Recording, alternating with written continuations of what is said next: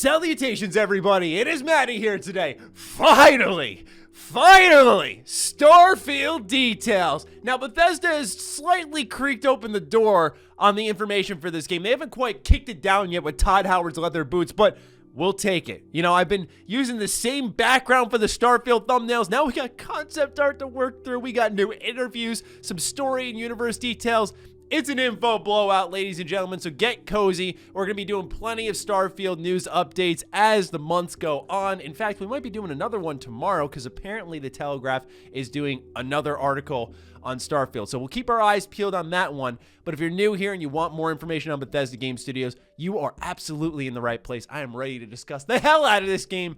And now, let's get into some of the basic need-to-knows, and then we'll go into separate articles from the Telegraph and Washington Post. So first and foremost is that Starfield is running on Creation Engine 2. Bethesda Game Studios says that they've spent years developing it to power the next generation of immersion and exploration. That's right, next generation. Starfield is coming out November 11th, 2022, as I'm sure you've already heard, exclusive to the Xbox Series X and S consoles, as well as PC. And it will be there day one on Xbox Game Pass, whether you're on PC or console, or even the cloud, so you can take this game on the go. Shades of Oblivion immediately with that batch of information. I've said this time in time out that I really hoped Bethesda went all in.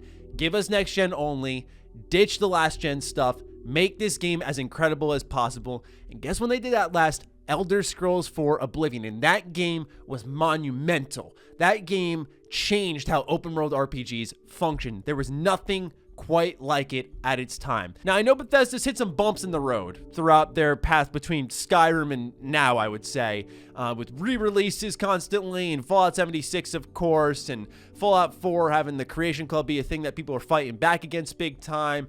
I understand, but I'm really hoping that we can see the same effect there. I'm hoping that they learned their lesson with Fallout 76, and we're seeing these bigger commitments that I haven't seen from Bethesda Game Studios in a while. So for me, this was an encouraging sign. Bethesda's biggest complaint is tech. And in the Starfield trailer, while it was not a in-game gameplay shot, it was likely more indicative of what cutscenes will look like in the game. And people were calling it CG. People were going, oh my God, CG cutscenes. So I think that really calls to light maybe how good this game can potentially look. We don't know quite yet, but tech has never been Bethesda Game Studios' strong suit. It's always been interaction, exploration, and to some extent player choice. I'm just hoping that they can combine all of this and make something truly special. I also said there's a lot of concept art that we got to go over today. A lot. I understand why some people were underwhelmed by the trailer. I was just happy to see a new universe from Bethesda Game Studios. But the fact that they didn't put this concept art in there to show what the world is, it kind of would look like a by-the-numbers space exploration game if you didn't have this, what you're looking at right now. Look at some of these planets. It is oozing inspiration from universes like Fallout, Star Wars. I love what I'm seeing here. You see Tatooine. I see a little bit of Endor. We see some armor. Hell, I think we even see a layered armor system here in this part of the trailer. There was a making of video.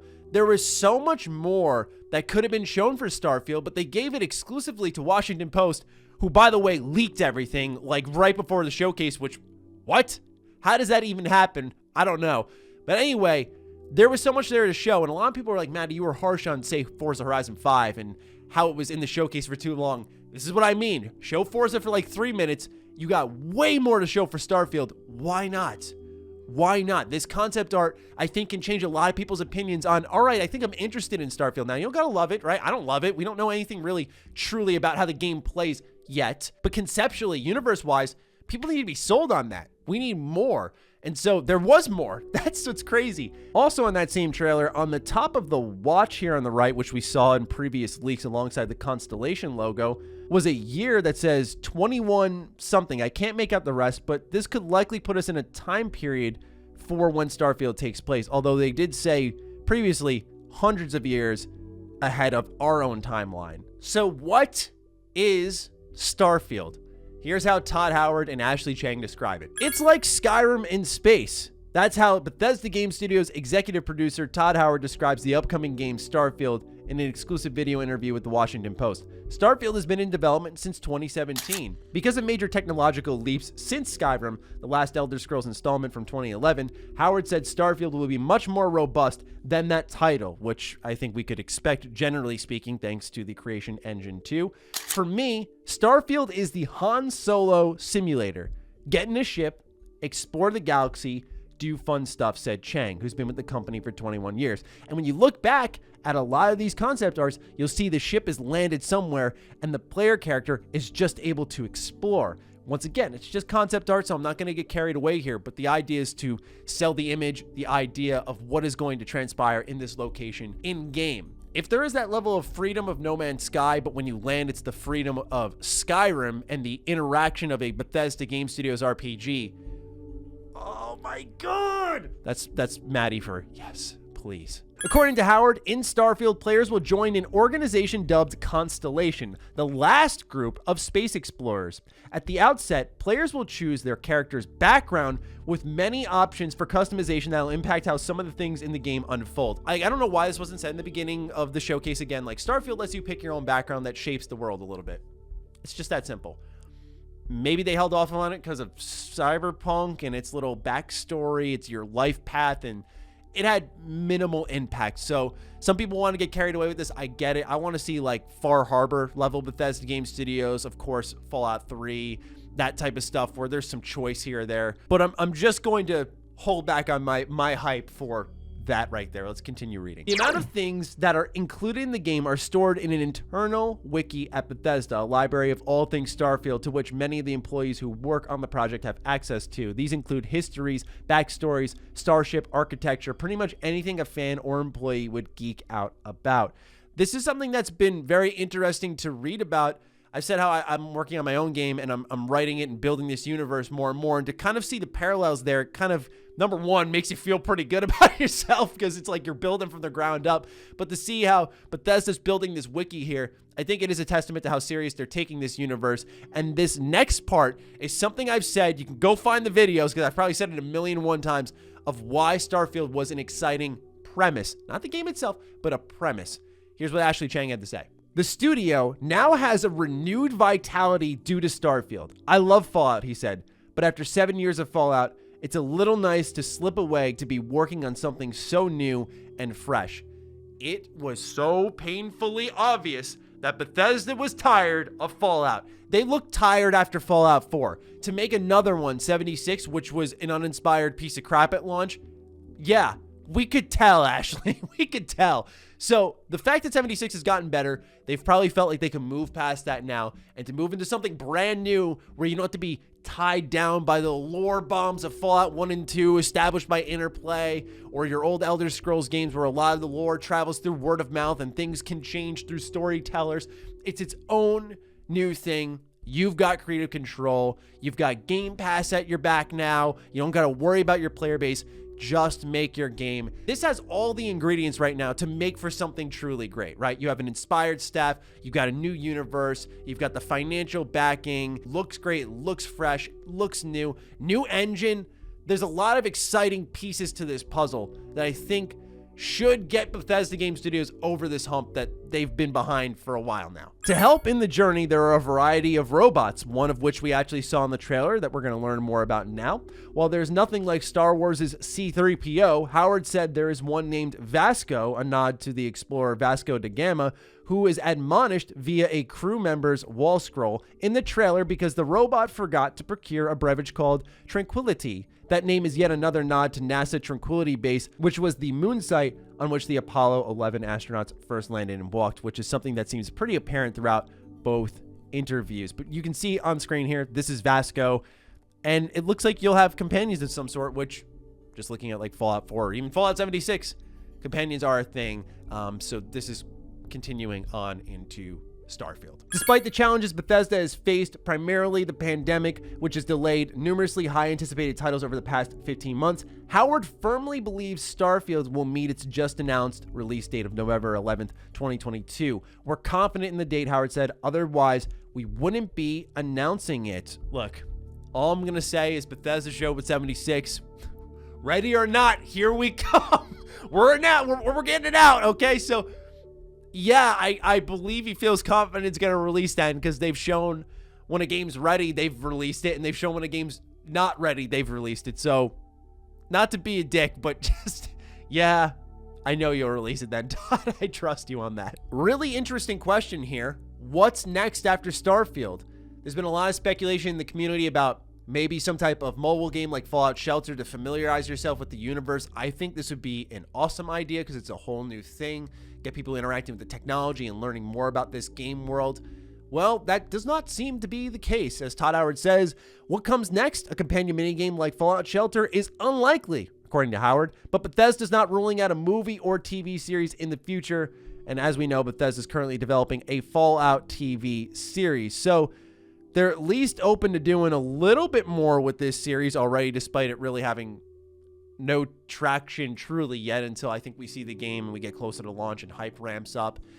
But they're not looking at expanded material in the terms of mobile gaming. I think maybe that's because of Game Pass being a factor, saying like, look, we already have an easy way to get in and try it out for yourself. And of course, with xCloud being probably even more relevant by that point in time, you could literally stream the game, try it, and then download it. So it's even more accessible. So I think this makes a lot of sense for them, although I would love to have that app to just interact with, tinker with, and learn more. Kind of like how Fallout Shelter had like those cards where you'd get like Piper and you learn more about her before the game launched. That was really exciting for fans like myself.